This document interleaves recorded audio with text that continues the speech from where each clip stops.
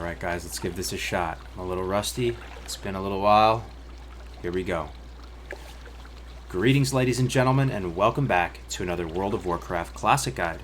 My name is Cargos, and today I am excited to present, for your viewing pleasure, this comprehensive Protection Paladin guide. Now, this guide is just going to be my take on Paladins, for whatever that's worth to you. It's going to have some leveling in there. It's going to be talking about endgame. It's going to be from the perspective of someone... I originally mained Paladin back in the day. It was my first 60. Didn't really know what I was doing back then. I got through some of the content, right? But it was a totally different animal back then. I wanted to recreate my original 60. So I did so recently, and I leveled this guy up to 60 in the last month or so. And I just had an absolute blast doing it. And knowing what I know now about the game and how hybrids function, I have to say, Paladins function beautifully in vanilla. I really enjoy this protection playstyle, whether you go holy prot or a deeper, like whether you go holy prot or prot holy, going deeper into protection or holy tree. I just think there's a lot to love here. So we're posted up here at in beautiful Stormwind City. It's a lovely night. The stars are out. The new water is in full effect. You love to see it, unless you don't love to see it. So we're gonna give this a shot. We're posted up by the stockades. We'll pop in there and do some pulls for you. I might be a little bit rusty with the guides. It's been a little while, so we're just gonna try and one take this. Let me know how you guys feel about that in the comments, if this is too low production value or what. But I really want to get some content out there for you. So let's get into it. Let's first cover the leveling a little bit. Let's say you're interested in leveling a paladin in Classic WoW, and you have no idea what you're doing. Well, I'm here to tell you that Paladin is actually really fun to level. Now, people will meme about it and say it's sleeper cell, you throw on a seal and just sit there and auto attack, and that is a viable line of play. There's a time and place where that is potentially optimal to do given the situation. But there's actually, it's a pretty proactive leveling class, and usually you're going to level Retribution to start and then make the switch over to Protection later at 41, and we'll talk more about that later. But in the early levels, as you're leveling from 1 to 41, you're usually going to go Deep Retribution. I found it very, very fun. Now, it's the type of class that is definitely more fun if you have a main. So you can buy some really nice weapons for him, funnel him some gear. Then it's even more fun, right? So when I leveled this guy up, I had a fiery war axe. I put fiery on it, and I was just having the time of my life. I love the dwarf animations too. Don't get me started on the dwarf animations. You spin around when you use Seal Command. There's just so much juicy stuff to the Paladin class that we'll be talking about. So I'm just here to tell you that I think Paladin's really fun in the early levels, and then in the later levels, you have the optionality of really going into a protection build and AoE grinding. So some people, really enjoy AoE grinding. Some people can't stand it, but that is something that I personally enjoy a lot. It's really fun to do these crazy huge pulls and see how far you can push yourself. So Paladins are able to AoE grind, and at least in my opinion, guys, I think Protection Paladin is the best class and specialization in the game for boosting friends. Now, that doesn't necessarily, that just means running them through dungeons. That means, twinking out your other characters and you just put them on follow. That means there is just so much to love with this class, guys, let me tell you. All the different pieces of gear you can get, all the different specializations, all the weird interactions with the abilities. It is so much fun, the Paladin and vanilla. And knowing what I know now about how hybrids function, I don't see hybrids being penalized. This hybrid tax that they talk about, I see it as kind of a hybrid bonus. And I've just had really just the time of my life playing this guy. So we're going to check out the slash plate on him. Level him up to 60. I've been using him a lot. Not only leveling him to 60, but doing endgame content with him. I tanked MC with him last week. That was pretty hype.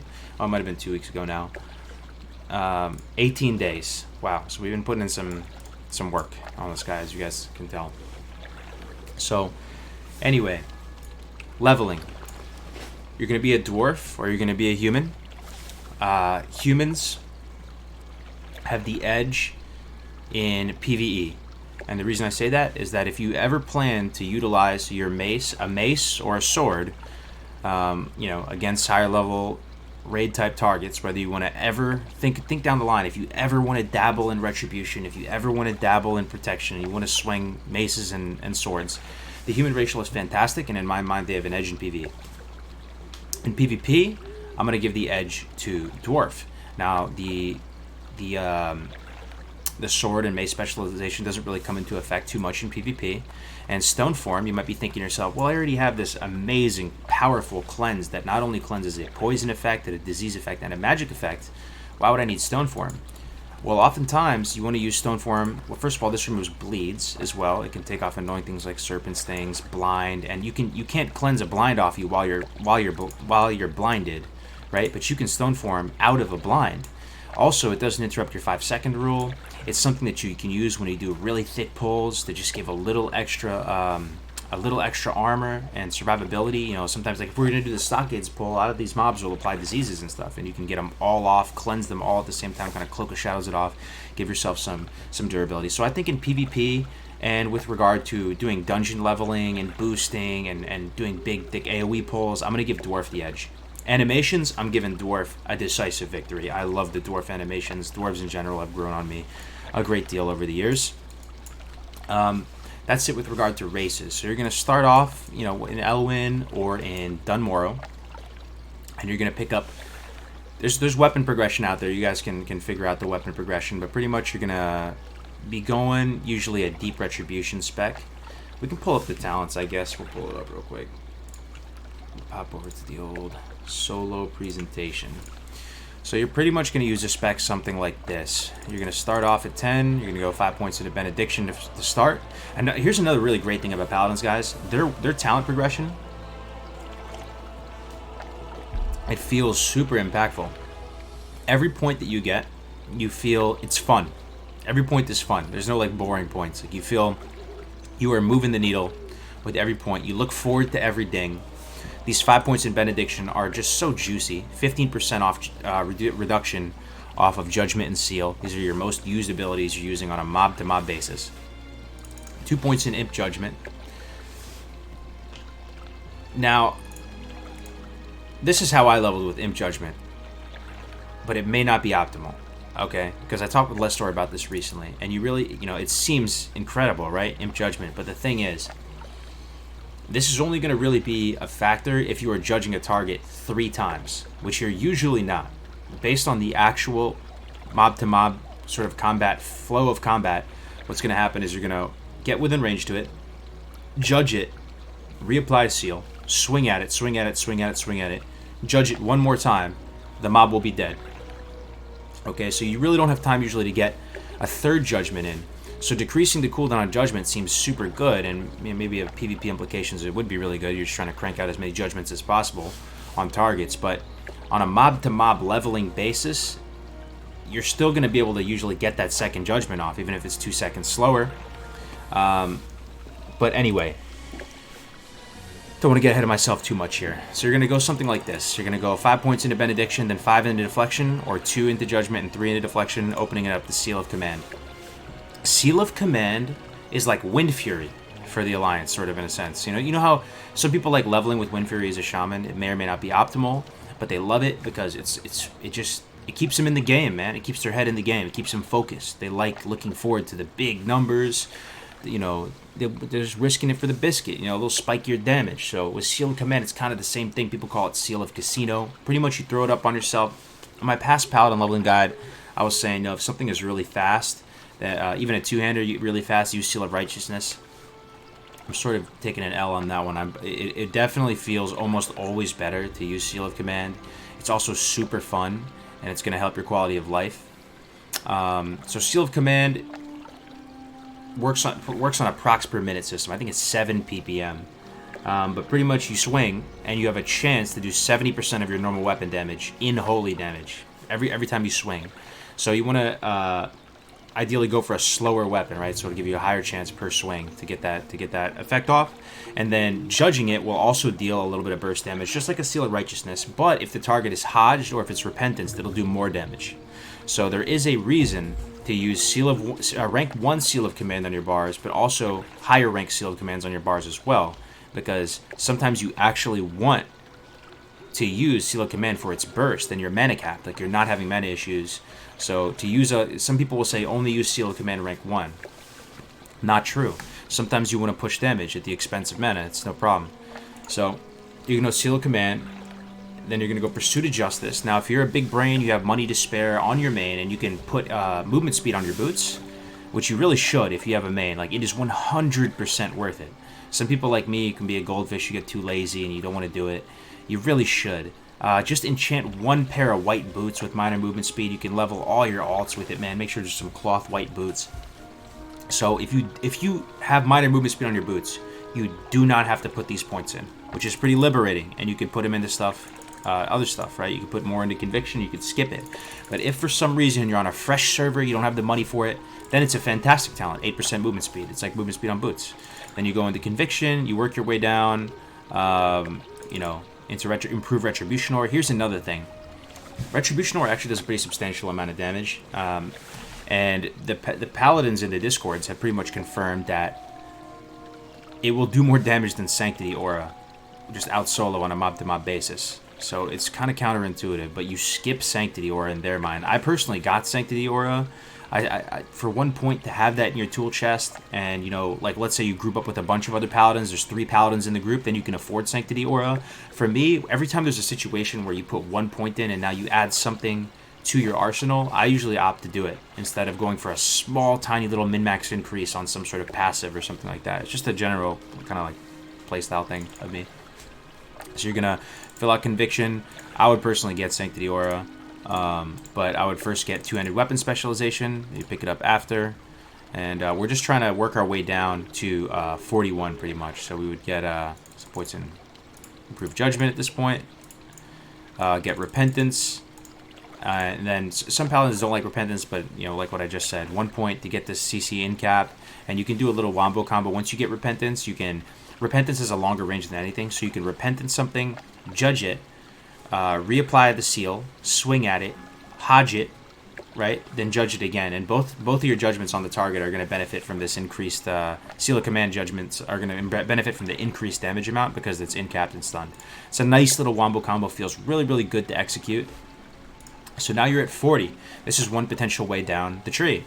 So another way down the tree, which is a really exciting spec that I never thought of before, was you respec at 31. And the reason why you respec at 31 is so you can get Seal of Command as well as Consecrate. So that is pretty huge that you can get Consecrate. So depending on how you're going to itemize, you're going to pick either Divine Strength or Divine Intellect. Now, I would go for Divine Intellect instead of Strength, unless if you're willing to spend gold to respec to get a little bit of extra, performance out of your character, then feel free. Because if you're going to itemize for Strength and you're still in that, and you're going to respec again at 41, feel free to go Divine Strength, right?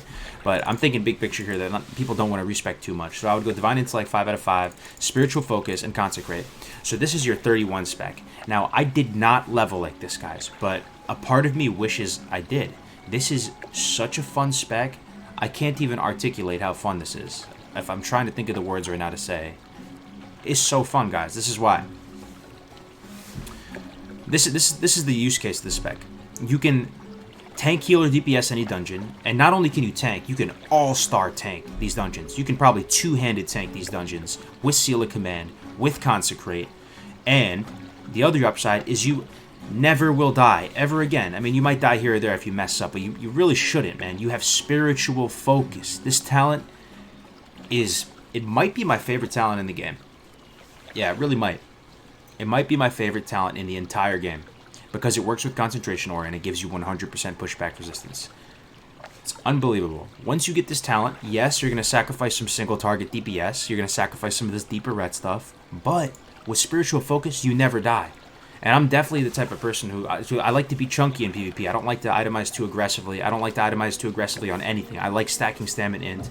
Best offense is a good defense from my perspective. Some people are the opposite. They want to go glass cannon, full YOLO, zug all day.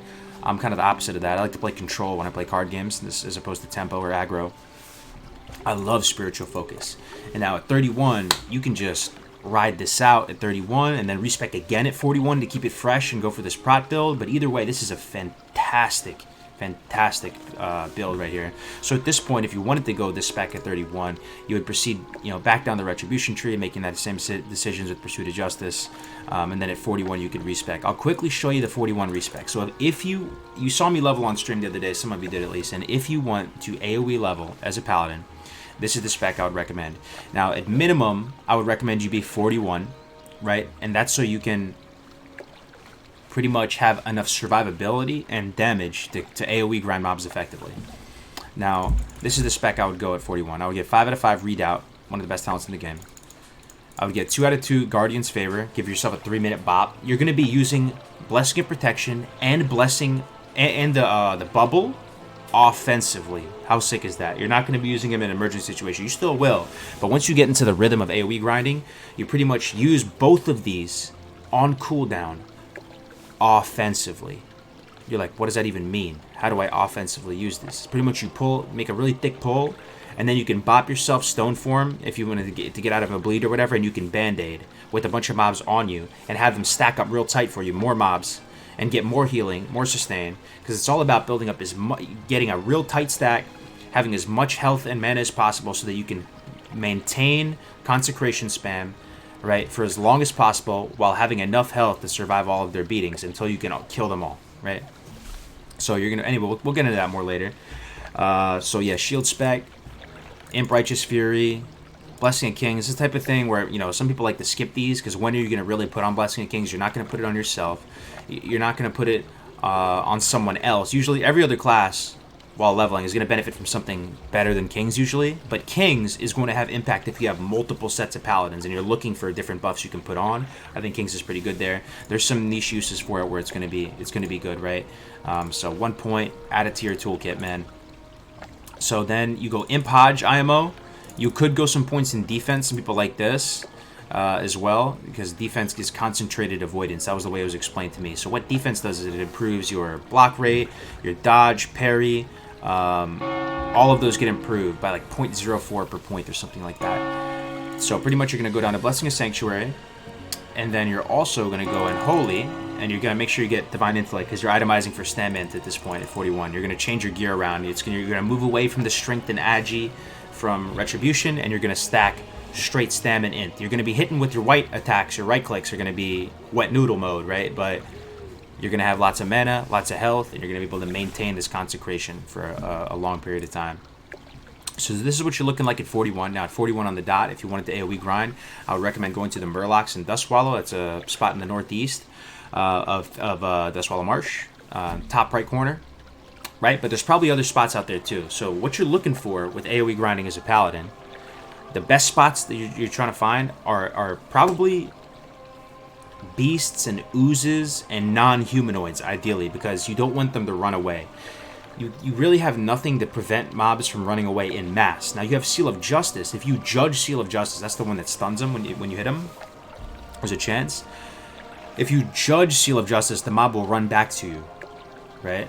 Which is, but you can't do that when you're fighting 20 mobs, right? So when stuff runs away, and it could aggro other packs, it could be a massive liability.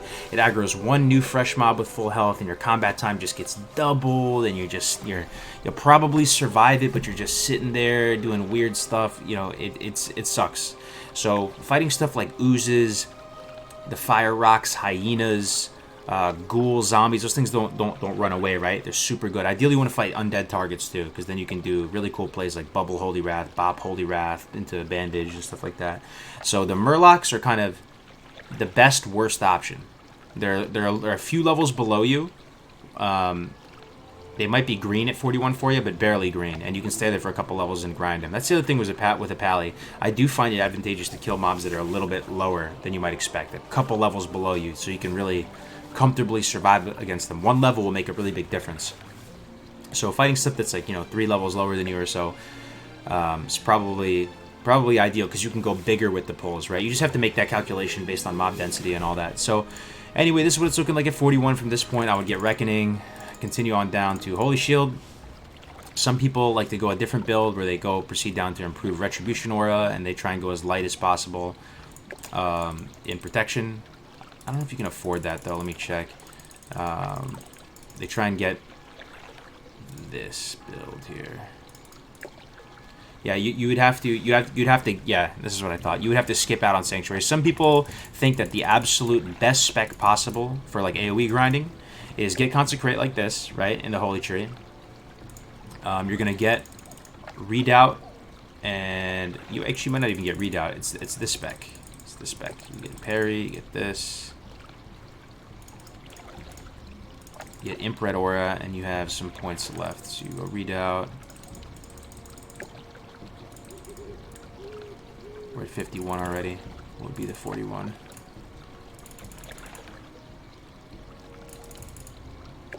Oh, there it is.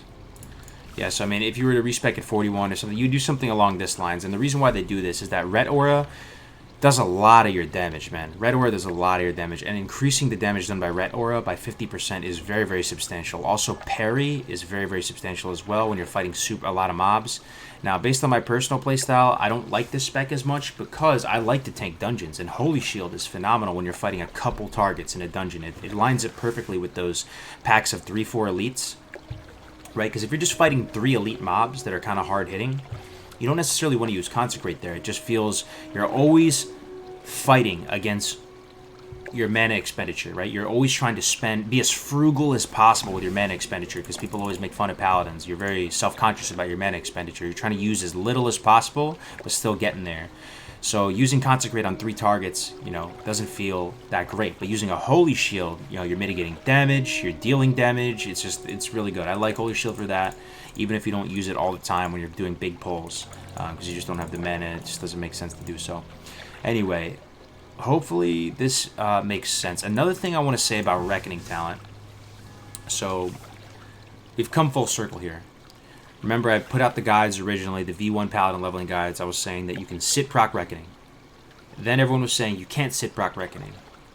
Now we've come to kind of the conclusion that you can sit proc Reckoning. C-A-N. You can sit proc Reckoning. It's a little bit wonky, but you can do it. And some of the Paladin big brains I've talked with have it down to the point where they say they can sit proc Reckoning with 80% plus uptime, and they're very, very good at it. Now, I find it more of a liability personally. Maybe I'm not super seasoned on Paladin, but when I have a bunch of mobs pulled and I'm spamming this sit macro, every time you sit, every volley of autos are going to crit you, right?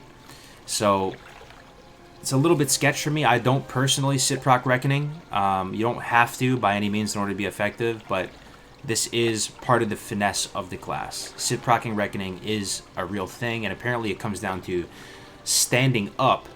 You have to stand up after you sit and batch the sit into the stand. It's you just have to play with it. But when you have a lot of mobs banging on you and you spam this macro, you should be able to see the extra autos come out. Anyway, I hope that's not too overwhelming. That's the talents for you. Let me go back to the character now. Our guy's probably AFK sitting here in Stormwind. There he is. Look at him, the lad. He's got his six-piece Lightforge set. Man, I love this set bonus, guys. You get this little mini toe-up. Huge uptime on it, absolutely huge. So let's say, you know, you're 41 and you want to start AoE grinding. You could get really frustrated here if not given the right advice. So I'm going to try and give you some good advice. The first thing is you're going to want to Shield Spike. Shield Spike does, you know, between 5 and 10% of your damage, pretty substantial amount of your damage. Get the best one possible. You can get a Thorium Shield Spike. There's no minimum level requirement on it. If you can afford it, get a freaking Thorium one, man. Thorium is huge. I leveled with a Iron one, I believe, or maybe a Mithril one because I couldn't afford it, and there was limited people that could attach it for you. So you need a blacksmith to attach the spike for you. You can't do it for yourself. So if you buy it off the auction house, you could be frustrated because you buy it and you get super excited and you can't attach it. So you need someone else to do it like an enchant on you. You also want to itemize, like I said, for stem int 41 plus if you're going to go for the AoE grinding route. Stuff that has like Uther's strength, it's in my bank right now. Anything that says, you know, chance on hit to do an effect, those are just this, man. Those are huge for prop pally. You want a fast one-hander. This is another thing. Now, I believe the active on Seal of Light and Seal of Wisdom, there is some sort of scaling based on your weapon speed. It's not just purely objectively better to have the fastest weapon possible, but the judged version of your Seal of Light and Seal of Wisdom, it's purely better to have a faster weapon there. So that's what you're looking for in a weapon. Super fast weapon. I have a Flurry Axe. Flurry Axe, people say, is BIS with Fiery Blaze Enchant if you're fighting lots of things, small things. So you want a super fast weapon, and that's so you can generate more resources when you get into combat with stuff, right? And the Fiery Blaze Enchant, you get You can, in hindsight, you should do it, honestly, while leveling. It's not that bad. I overhyped it. I didn't get it until I was 60. You can totally get it. So if you're able to snipe a Flurry Axe early at 42, if you have a main or something, you can buy Flurry Axe. Definitely pick up the Fiery Blaze. It doesn't take too long. It took me like 15 minutes, and I just, face palmed. I was like, damn, I should have done this earlier. But, it wasn't the end of the world. So, yeah, try and buy some big-ticket shields or something on the auction house. Big armor, big block on it. Put a thorium shield spike on it. Have fun with it. Paladins are best played when you can funnel some gold into it, man. IMO. You can still make it work, solo, but you just have to go smaller with the pulls and stuff like that. Okay. We can do some Stockades pulls in a second. Let me try and think here. What am I missing with regard to leveling a Paladin? Okay, I can think of some stuff to talk about. So here's one of the coolest things about Paladin. Alright. Like Warlock, they can generate resources on demand. And they're all about micromanaging their resources on the fly while you're in combat. Making calculations to see how much more mana do I need. How do I alter my line of play to, to generate what resources I need, whether that be health or mana. And the way you do this, there's a couple ways, actually. You can convert mana to health and health to mana. You can do all of it, just like a Warlock. One way is by throwing on Concentration Aura and casting a Flash of Light or a Holy Light on yourself, right? You can do it with no pushback, even if I have 400 zombies at Dawson's Tears smashing on me. Put on Concentration Aura, 100% pushback resistance, cast a fat Holy Light on myself. Thing is, while you're casting, you can't dodge, block, parry, or whatever, so you're taking more damage for that time while you're casting. You have to like time it so that, okay, when I swap Concentration Aura and Holy Light, I can't be too low because I'm going to be taking an accelerated amount of damage here. That's one way you can convert mana to health. The main ways you convert it through is through Seal of Light and Seal of Wisdom, though. These are seals. I'll use it right now so you can see it. You use it, and it looks like this. As soon as I smack something, I have a pretty high chance of getting mana back or health back. I can also judge these seals on targets, and it will put a little debuff on them. We can zone into Stockades, and I'll show you what it looks like. Put on the old red aura. Messing up. Make sure we're able to go in here. So, you throw up a Seal of Wisdom or a Seal of Light. You judge it on the target, and this is what it'll look like. It'll be a little debuff below them. Big boy. So, all right, we pulled two. So you're gonna see it do a little thing above my head when it procs. It's like a little. You see that? It looks like a little heal is hitting me. That's the Wisdom proccing. So you can judge the seal. I can have a Seal of Wisdom going on this target, for example, and I can also use a Seal of Light at the same time. So right now I have Wisdom and Light up. I have Light active and Wisdom judged. You generate more. I don't want to speak too confidently on this, but it feels. I haven't tested this too much. Don't think this is 100% airtight here. It feels like you generate more resources from the active seal on you as opposed to the judged seal, right? The judgment. So that you get more resources back from the seal as opposed to the judgment. So you make that call on the fly. Do I want to judge wisdom? Do I want to judge light? Do I want to have an active seal of wisdom or an active seal of light on me? Do I want to push damage with seal of righteousness? Do I need the burst from the judgment on seal of righteousness? There's a lot of calls you have to make in real time. Generally, though, to keep it super simple and easy, you pretty much use wisdom 95% of the time. And it's because generating 1 point of mana is way more impactful than generating 1 health. Because you can convert like 100 mana into 1,000 health or something with a big heal or something like that, right? So generally, 9 times out of 10, you're going to be judging wisdom and using wisdom, Seal of Wisdom, right? There is implications, though, for using Seal of Light, and one of the main applications is if you're going to do a big, fat, thick pull here, and I'm going to pull everything in Stockades, if I were to just use Seal of Wisdom on myself, I would be mana capped, right? So I don't want to be mana capped. I don't want to generate wisdom. It's doing nothing for me, right? And if I'm taking tons of damage here, I would prefer to just generate health with this wisdom, so I'm not mana capped. I don't want to pull too much. This noise is a little bit loud. I don't know if you're catching this on the guy. Let me turn it down a little bit. It's coming through. It's coming through pretty hot. Don't want to ruin your eardrums here. Anyway, we'll just kill these guys. It's super simple. So pretty much 9 times out of 10, you're going to be using Seal of Wisdom.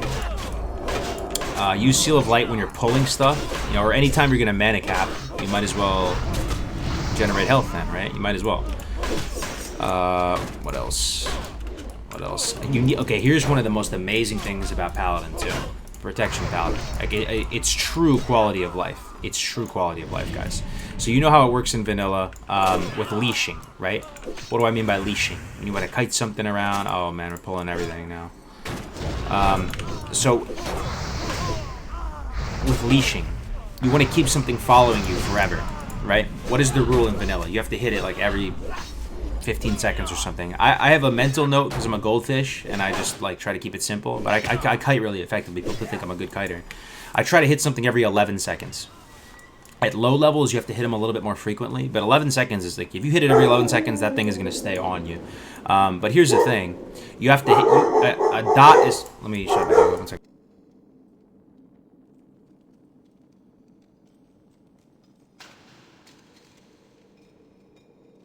Sorry about that. Very high production value guide, as you guys can tell. Super high production value over here at Cargo's Gaming, my bad. But, oh man, Goldfish syndrome. What were we talking about? We were talking about, oh yeah, leashing. So hit it every 11 seconds, you're going to be good. If you have a dot ticking, like a Curse of Agony, the last 24 seconds, they're going to unleash. You can't just let that Curse of Agony dot ticks keep them leashed to you. You have to do something proactive to them. So what is the best thing ever for leashing? Guys, Consecration rank 1, baby. This thing you can just spam for days. It doesn't even matter. And you can kite this guy to freaking Tenorus if I want to do. I just keep spamming rank 1. Look, he's on me. I run around. And as long as you just keep dropping the rank 1, you're good to go. You can make the fattest pulls. You know, you can pretty much quest as a Protection Paladin and just AoE grind everywhere you go. Everywhere you go, you can AoE grind because you're so thick, you're not just going to fall over. And you can just walk around dropping rank 1s until you have a sufficient amount of mobs. All right, I got to go get some Amber Corns. All right, well, I got 2 guys here. There's some more guys over here. I'm a Protection Paladin, so my single target DPS is low. You know, so we're just going to keep dropping rank 1s. I'm not even worried about it. They're going to be leashed to me because this class is amazing. Drop another rank 1. And then let's say, okay, I got a sufficient amount of mobs right now. Prot Paladin, questing out in the open world. This is kind of legit. So we're gonna go kill him now. So rank 1 Consecrate is my point. It is an amazing tool. So good. There's so many applications for Consecrate. If you're trying to power level people or do anything alt related, dropping a Consecrate is like one of the best ways to scoop up threat on stuff. Like if someone body pulls or face pulls or something like that. I'm not exactly you know, min-maxing these pulls or anything like that. So I'm just talking. We'll wait for him to come back. But anyway, rank 1 Consecrate is huge. Big fat pulls, don't use Holy Shield. We talked about that already. The main basic rotation for AoE grinding is a Paladin. You're going to throw up a Seal of Wisdom on yourself, and you're going to collect a bunch of mobs, usually on your mount, or sometimes you can do it on foot, or you can drop rank 1s to get a big pack together. Then you're going to judge Seal of Wisdom, reapply a Seal of Wisdom, right? And you're going to drop a Consecrate. Make sure Consecrate, you're weaving it in so that you're constantly keeping 100% uptime on Consecrate. There's no cooldown really on Consecrate. Like you can keep it going forever. It lasts 8 seconds, right? And then you can use it again. So it should be as 100% uptime on Consecrate. And you just want to have enough mana and health to survive until the Consecrate, Retribution Aura, Blessing of Sanctuary will chip down these mobs, right? That's why you're itemizing Stam Int.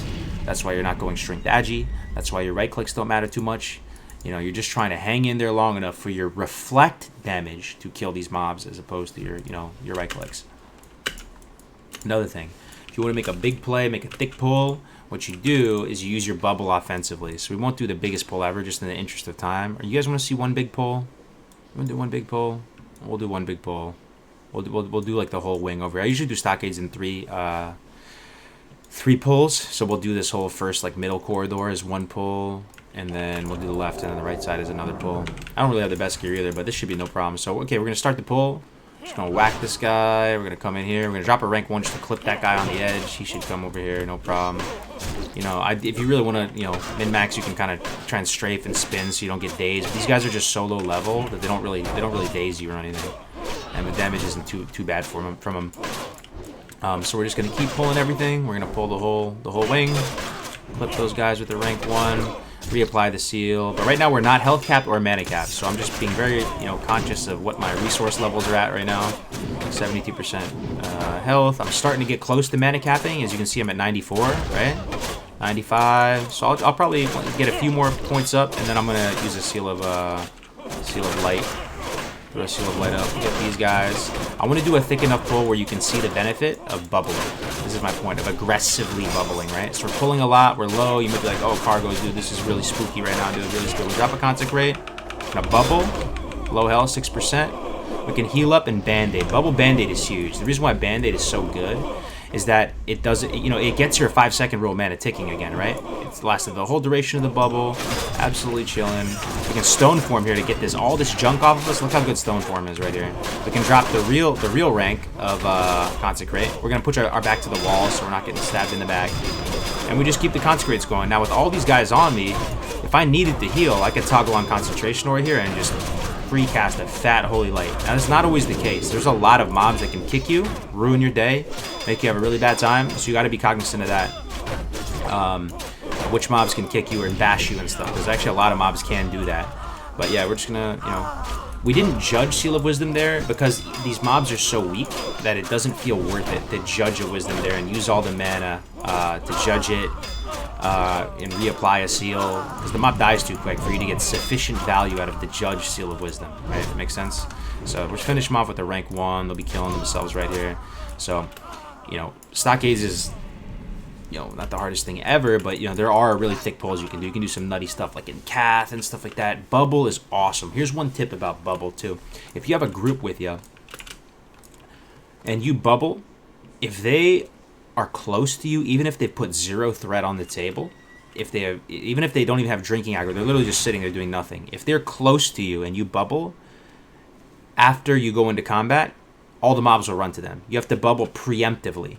Now, if you want to bubble and do some sort of big, thick bubble pull in combat, while combat is going on, what you have to do is you have to have your group stand way back, right? So, like, let's say I have a group right here, right? And I'm like, okay, let me do a bubble pull. It's a little bit hard to demonstrate, but pretty much I wanted to imagine there's 9 million mobs here, and I want to do a bubble pull so I can stack them up real tight for the mages before the mages go in and save my life. And the group is going to usually be super lost in the sauce. Most groups cannot even understand what a bubble pull is. It's like you're speaking Chinese. So you would tell them, dude, stay way back, dude. Stay way, like, go all the way back here. Wait for me to do the bubble pull. So what you would do is you get your seal going, cleanse this off, and you would go, you know, wait till you get in combat, right? And you get combat, and you bubble yourself, and you gather them all up like this after the combat. Well, whenever it makes sense to bubble. Usually you don't want to do it right off the bat, because if you bubble, you want to use the bubble when you're about to take like some big boy damage, right? And you're just aggroing the first mob or two. Just make that judgment call. You guys get it, right? You guys are power gamers. So anyway, there's a lot more nuances to this rotation. Another thing you can do is if you're fighting undead mobs, and you'll face that situation a good amount of the time fighting undead mobs as a paladin, whether it be Raven Hill as you're leveling up, or you're doing Sorrow Hill, or you're doing Dawson's Tears, or you're doing, you know, there's other stuff. There's a lot of undeads, a lot of demons, satyrs, stuff like that, right? If you're fighting stuff like that can get Holy Wrath. Holy Wrath is this big casted joint that does big damage, right? I'll just use it right now so you can see it. This will do like it's one of the most flashy abilities in the game. It's just this big blast radius out everything, and then it's like little projectiles that chases everything and hits them with holy light. It's awesome, right?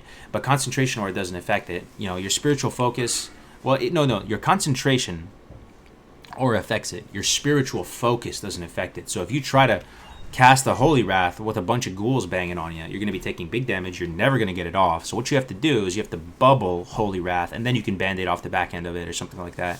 So a lot of cool plays you can make pulling with exorcism. You'd be surprised how many things are either a demon or an undead. You know, even stuff in like DM, the satyrs are demons. You can do DM East farm, get the solo thorium vein as a paladin, believe it or not. Real big boy gold farming methods there. There's so much to love with the paladin. I'm telling you, man. And, you know, like I said, 2 weeks ago, I was in MC tanking some of the bosses. You know, was it the most optimal thing ever? Probably not, but we got there. We got the job done. We got from point A to point B. So we've already talked about a lot. I think I'm just going to end the video here and make this, like a part 1. Let me see how long we've been doing it. This is, wow, that's kind of long already. 40 minutes. I'm just blabbering on. Guys, let me know if you enjoyed this, what you want to see next. Let me know if this is... Let me know how you feel about this type of content. This is not a stream. This is a dedicated video just talking about Paladin. We can talk about more aspects of it. We can talk about... I can just shut up and go back to just streaming or whatever, man. So I think I'm just gonna leave it here for now. Unless I can think of anything, man. I mean, there's still so much to talk about, right? But it's gonna drag on and on and on. If you have any questions, feel free to DM me in Discord. I'm kind of a goldfish. I suck at communicating. I get it. I get told this every day of my life. But Discord is the best way to get in contact with me. And that's pretty much it for this guide, guys. Well, this is part 1. Part 2, we'll be talking about more Pally stuff. Until then, see you next time. Peace out.